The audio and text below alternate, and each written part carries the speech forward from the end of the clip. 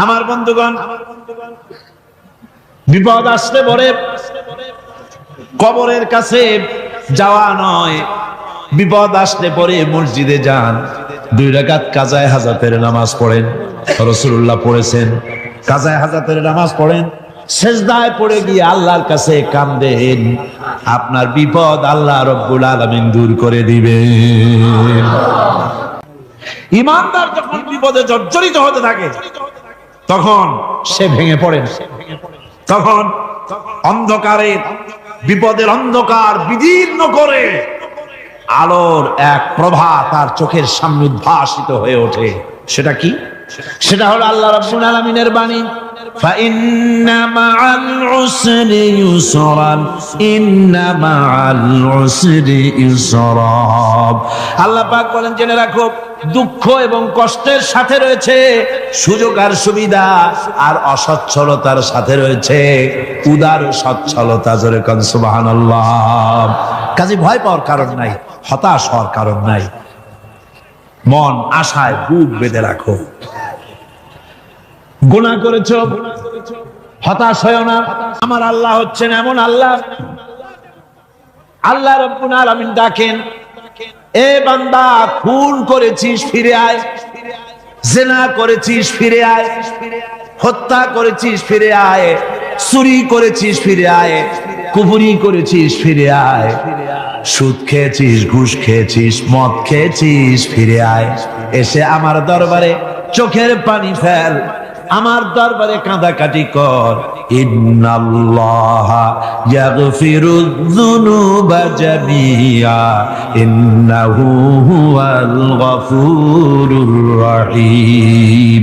আমার দরবারে চোখের পানি ফেলে কাঁদ, আমি রব্বুল আলামিন জিন্দেগীর গুনাহ মাফ করে দেব। সুবহানাল্লাহ কোন, সুবহানাল্লাহ কোন। আমার কাছে কাঁদ, চোখের পানি ফেল।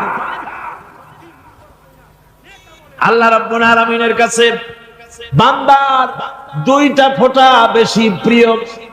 একটা হলো জিহাদের ময়দানে যে রক্ত ফোঁটা দেওয়া হয়, এটা আল্লাহর কাছে প্রিয়। আর আল্লাহর ভয়তে গুনার জন্য লজ্জা করে, অনুশোচনা করে বান্দা যখন চোখের পানি ছেড়ে দেয়, আল্লাহর কাছে এটা অত্যন্ত প্রিয়। নবীজি বলেছেন, বান্দা যখন গুনার ভয়তে, আল্লাহর ভয়তে, জাহান্নামের ভয়তে অনুশোচনা করে যখন চোখ দিয়া পানি ছেড়ে দেয়, ওই চোখের পানি নাকের অর্ধেক আসতে না আসতে আল্লাহ রাব্বুল আলামিন বান্দারে মাফ করে দেন। আল্লাহ বরদাস্ত করতে পারেন না যে বান্দা কান্দু। আমার ভাইরা, আল্লাহ রহমত, এই পৃথিবীতে আল্লাহর রহমতকে 100 ভাগ করা হয়েছে। আল্লাহ রহমতের কত ভাগ? এই 100 ভাগের 1 ভাগ সারা পৃথিবীতে ছড়াই দেওয়া হয়েছে। আর 99 ভাগ কার কাছে? আল্লাহর কাছে। এজন্য আল্লাহ রাব্বুল আলামিন বলেছেন, নাব্বি ইবাদি আন্নি আনাল গফুরুর রহিম। ও আমার নবী, সুসংবাদ দিয়ে দাও, বান্দাদেরকে শোনায় দাও যে আমি আল্লাহ তাআলা ক্ষমাশীল আর দয়াবান। আমার আল্লাহ রাব্বুল আলামিন বলেন, وَإِذَا سَأَلَكَ عِبَادِي عَنِّي فَإِنِّي قَرِيبٌ। ও আমার হাবিব, আমার বান্দা আমার ব্যাপারে প্রশ্ন করে, আমি বান্দার একদম নিকটে।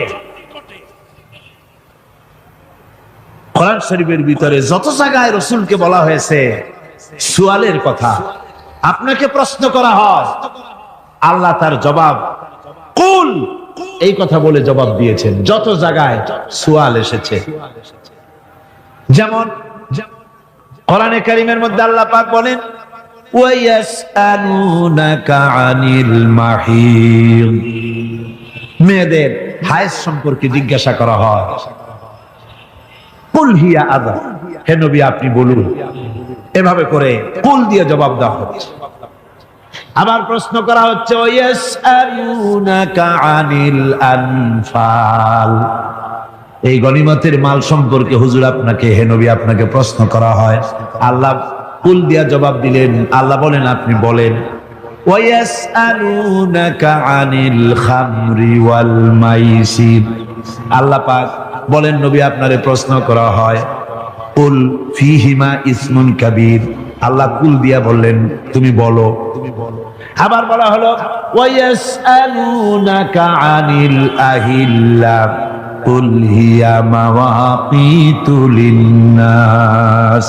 নবী আপনাকে প্রশ্ন করা হয় চাঁদের ক্রমবর্ধমান এবং ক্রমহ্রাস, এই যে বাড়ে আর কমে, পূর্ণিমা হয় অমাবস্যা হয়, কেন হয়?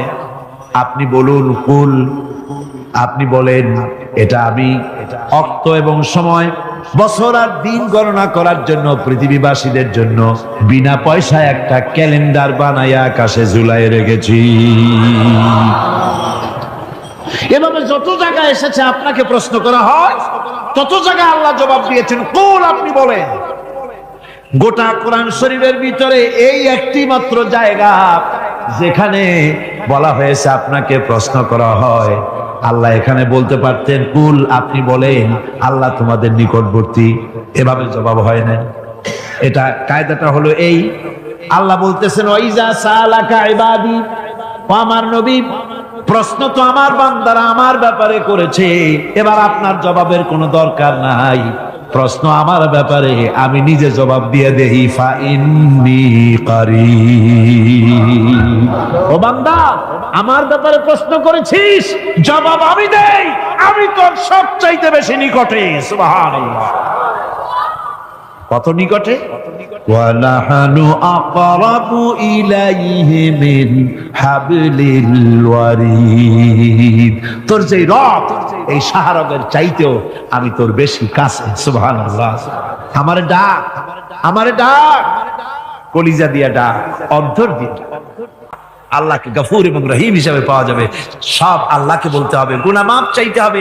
এই জন্য হুজুর সাল্লাল্লাহু আলাইহি ওয়াসাল্লাম দৈনিক 100 বার তওবা করতেন। কোন হাদিসে আছে 70 বার, কোন হাদিসে আছে 100 বার তওবা করতেন। নামাজের পরে তো প্রত্যেক নামাজেই পড়তেন হুজুর, সালাম ফিরাতেন আর সাথে সাথে বলতেন আল্লাহু আকবার, আস্তাগফিরুল্লাহ, আস্তাগফিরুল্লাহ, আস্তাগফিরুল্লাহ। মনে থাকবে আপনাদের? মনে থাকবে? সালাম ফিরাইয়া কি বলবেন? না, সালাম ফিরাবার সাথে সাথে বলবেন আল্লাহু আকবার, তারপরে পড়বেন আস্তাগফিরুল্লাহ, আস্তাগফিরুল্লাহ, আস্তাগফিরুল্লাহ। তওবা করবেন, আল্লাহর কাছে সবসময় গুনাহ মাফ চাইতে থাকবেন, বিনীত থাকবেন। আল্লাহকে পাওয়া যাবে, তাকে রহিম হিসেবে পাওয়া যাবে। সুতরাং ঈমান বিল্লাহ, আল্লাহর প্রতি ঈমান আনলে পরে চতুর্থ নম্বরে যে উপকারটা হবে সেটা হলো হতাশায় ভুগবে না, নিরাশায় ভুগবে না, আশায় বুক বেঁধে উঠবে, ঈমান মজবুত হবে, আল্লাহর কাছে মানুষ বিনয়ী হয়ে যাবে। এবার পঞ্চম নম্বরের উপকার আমি বলছিলাম, ঈমান বিল্লাহ, আল্লাহর প্রতি ঈমান আনলে পরে অসংখ্য উপকার হয়, অসংখ্য বৈশিষ্ট্যের আছে। এর 6টা উপকারের কথা আমি বলবো। কয়টা? অসংখ্য উপকারের ভিতরে প্রধান 6টি উপকারের কথা বলবো। এর বললাম কয়টা? 4টে বলছি। এবার বলো পঞ্চম উপকারের কথা। আল্লাহর প্রতি আপনি পূর্ব পশ্চিমে কতবার মুখ ঘোরালেন, এটাই কিন্তু আপনার আসল সৎ কাজ নয়। আসল সৎ কাজ হলো আল্লাহর প্রতি ঈমান আনা। এই ঈমানের ব্যাপারে 3টা দিন আমরা পার করে দিলাম, এখনো কথা শেষ হয় নাই। আল্লাহর প্রতি ঈমান আনলে পরে যে উপকারটা হবে পঞ্চম নম্বরে, সেটা হলো কঠোর এবং কঠিন বিপদের ভিতরে বান্দার ভিতরে অবিচলতা এবং ধৈর্যের সৃষ্টি হয়ে যাবে। আলহামদুলিল্লাহ। কঠিন বিপদ মুসিবত আসতে পরে সে অবিচল থাকবে। সারা দুনিয়ার বিপদ আপদ, শত্রুতা, দুঃখ, কষ্ট, মুসিবত, জুলুম, নির্যাতন সবকিছু পাহাড়ের মতো উঁচু হয়ে তাকে ঘিরে ফেলবে, কিন্তু তাকে এক চুলও নাড়াতে পারবে না। কারণ হচ্ছে আল্লাহ রাব্বুল আলামিন বলেছেন ইউরিদুনা লিইউতফিউ নূরাল্লাহি বিআফওয়াহিহিম ওয়াল্লাহু মুতিম্মু নূরিহি ওয়ালাউ কারিহাল কাফিরুন। ওরা চায় মুখের ফু দিয়ে আমার আলোকে নিভিয়ে দেবে, কিন্তু আমি আমার আলোকে পূর্ণতা দান করব। তাতে কাফের বেঈমানদের কলজায় যত জ্বালা যন্ত্রণা হোক আমার দিন কেউ মিটাই দিতে পারবে না। কোন সুবহানাল্লাহ। সুতরাং বিপদে অবিচলতা আসবে, সে অটল হবে, মজবুত হবে। কোরআনে কারীম বলতেছে ওয়া কাযালিকা জাআলনা লিকুল্লি নাবিয়্যিন আদুওয়াম মিনাল মুজরিমিন। এই পৃথিবীতে এমনি করে আমি সকল নবীদের শত্রু বানিয়েছি, সব পাপিষ্ঠ অপরাধীদেরকে। নবীদের সাথে বিরোধিতা করেছে কারা? পাপিষ্ঠরা, অপরাধীরা। এই যে বাধাটা আসে, এই যে মারে, অপরাধ অপরাধ কি? এই যে তারা চোর বা ডাকাত যাদের মারা হয়। আল্লাহ রাব্বুল আলামিন বলেন অপরাধ হলো ওয়ামা নাকামু মিনহুম ইল্লা আইয়ুমিনু বিল্লাহিল আজিজিল হামিদ। অপরাধ হচ্ছে ঈমানদার লোকদের উপরে নির্যাতন চালিয়েছে, অন্য কোনো কারণে নয়।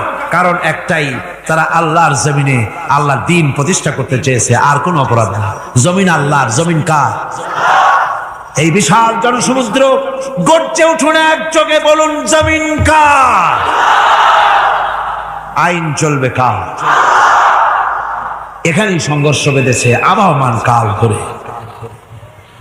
মানুষ অত্যাচারিত হয়েছে, সাহাবায়ে কেরাম অত্যাচারিত হয়েছেন।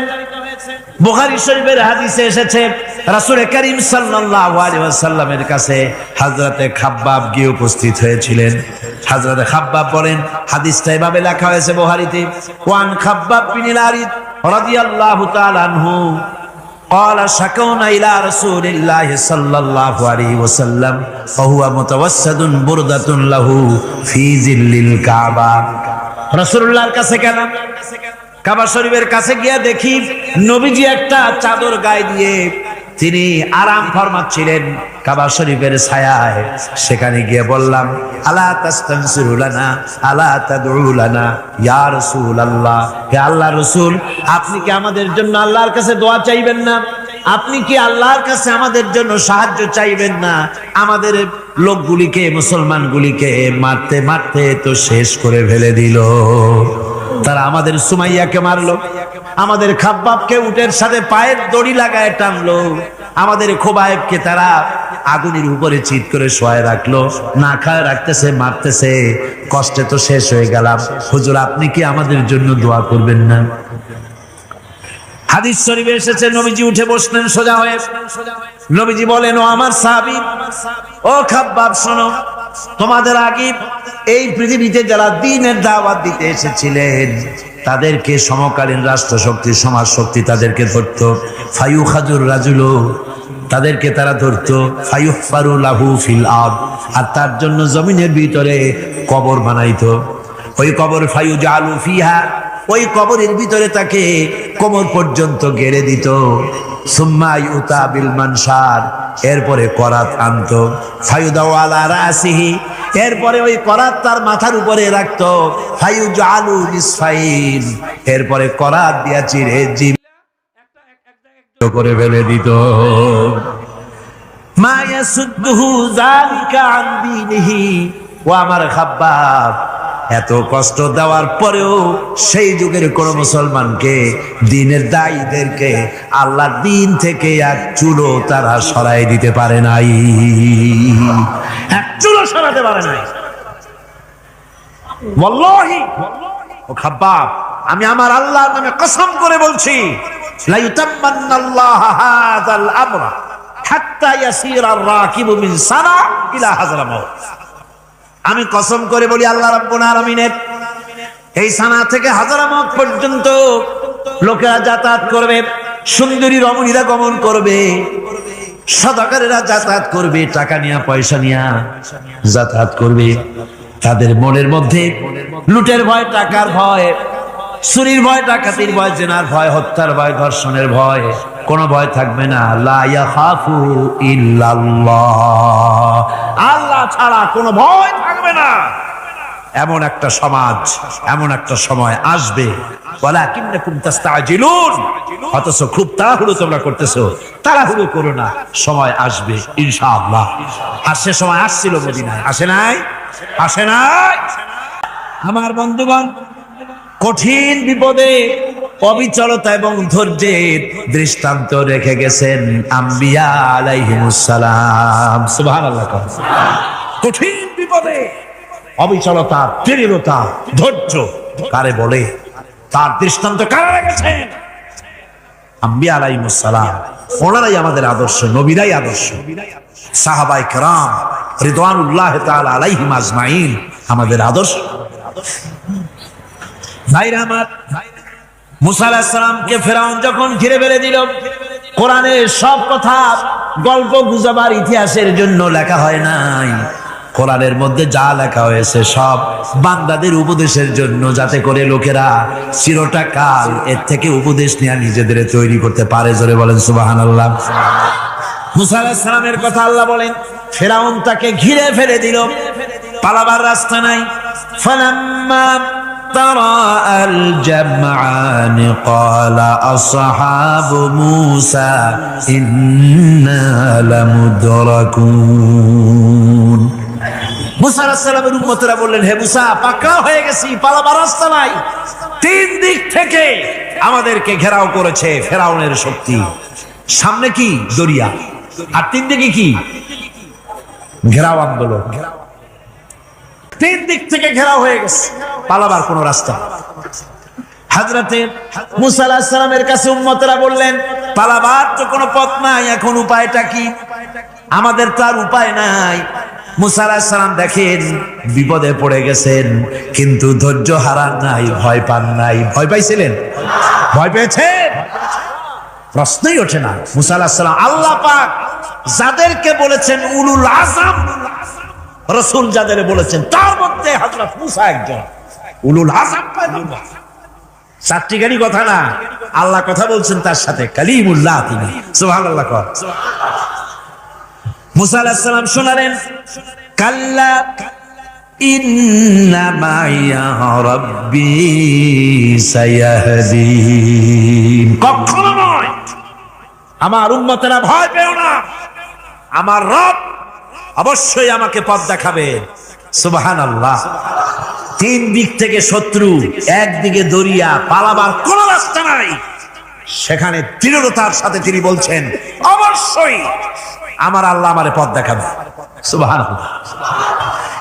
নবীরা এই দৃঢ়তা দেখিয়েছেন, অবিচলতা দেখাইছেন। আল্লাহ পাক মুসা আলাইহিস সালাম যখন এই দৃঢ়তা দেখালেন, এই অবিচলতা দেখালেন, সঙ্গে সঙ্গে জিবরাইল এসে হাজির হয়ে গেলেন। আল্লাহ পাক বলেন, ফাআওহাইনা ইলা মুসা আন আদরিব বিআসাকাল বাহরা ফানফালাকা ফাকানা কুল্লু ফিরকিন কাত্তাউদিল আযীম। মুসা আলাইহিস সালামকে আমি ওহী নাযিল করলাম, তাকে বললাম হাতে যে লাঠি আছে, এই লাঠি দিয়ে আঘাত করো দরিয়ার উপরে। দরিয়ার উপরে আঘাত করলেন, একটা রাস্তা হয় নাই, 12টা রাস্তা তৈরি হয়ে গেল। আর দেওয়ালগুলা পাহাড়ের মতো উঁচা হয়ে গেল। দরিয়ার ভিতরে পাহাড়ের মতো উঁচা, মজবুত 12টা রাস্তা। এবার মুসা আলাইহিস সালাম তার দলবল নিয়ে চললেন। আল্লাহ রাব্বুল আলামিন বলেন, وأنجينا موسى ومن معه أجمعين। মুসা এবং তার সাথী সঙ্গীদেরকে আমি পার করে দিলাম। মুসা আলাইহিস সালাম এবং তার সাথী সঙ্গী নিয়ে যখন দরিয়ার মাঝখানে আসছে, ফেরাউন তার দলবল নিয়ে এসে গেছে। আসে দেখে নদীর মধ্যে রাস্তা। বাবা, খুব তো কায়দা। ওর লোকজন নিয়ে নেমে গেছে দরিয়ার ভিতরে, ও আসছে মাঝখানে। মুসা আলাইহিস সালাম চলে গেছেন ওপার, দরিয়া পার। মাঝখানে যখন এসে গেল, আল্লাহ রাব্বুল আলামিন পানিকে অর্ডার করলেন কুন। আল্লাহর তো বটন টেপা লাগে না, মুখ দিয়া কোনো হুকুম করা লাগে না, শুধু বলেন কুন। যে ব্যাপারে কুন বলেন ফায়াকুন, সাথে সাথে হয়ে যায়। আল্লাহ বললেন কুন, আর অমনি রাস্তা বন্ধ হয়ে গেল। এবার তুফান শুরু হয়েছে নদীতে, ঢেউয়ের উপরে ঢেউ, মৌজুন কাল জিবাল, পাহাড়ের মতো উঁচু হয়ে হয়ে ঢেউ আসতেছে। দলবল ঘোড়া আর অস্ত্রপাতি যা ছিল সব মরিয়া শেষ। এবার ফেরাউন একা উপরে ওঠে আর নিচে নামে, পানি খেতে খেতে পেটের কাম সারা। জনমের খাওয়া খাইছে পায় না, এখন জান চা, বাঁচবার আর উপায় না। বাঁচবার আর উপায় নাই। ফেরাউন তার নিজের জীবন সম্পর্কে হতাশ হয়ে গেল। এবার ফেরাউন বলতেছে, আমানতু আন্নাহু লা ইলাহা ইল্লাল্লাযী আমানাত বিহি বানু ইসরাঈল। আমি ঈমান আনলাম, আমি ঈমান আনলাম আল্লাহ ছাড়া কোন ইলাহ নাই। ওই আল্লাহর উপর ঈমান আনলাম যে আল্লাহর উপর ঈমান এনেছে বনি ইসরাঈলেরা। আল্লাহ যাতে ঠিক পায় যে কোন আল্লাহর উপর ঈমান আনছে। বনি ইসরাঈলের আল্লাহর উপর ঈমান আনলাম। আল্লাহ এই তো মুসলমান হয়ে গেছে, এরপরও আমার সুবাও কেন? আল্লাহ রাব্বুল আলামিন জবাবে বলেন, আল আন, এখন ওয়াকাদ আসাইতা ক্বাবলু ওয়া কুনতা মিনাল মুফসিদিন। এখন ঈমান আনার কথা বলছো, অথচ যুগের পর যুগ, বছরের পর বছর ধরে আমার মানুষের উপরে মন গড়া আইন চালায়েছো, আমার পয়গম্বরের সাথে বেয়াদবি করেছো।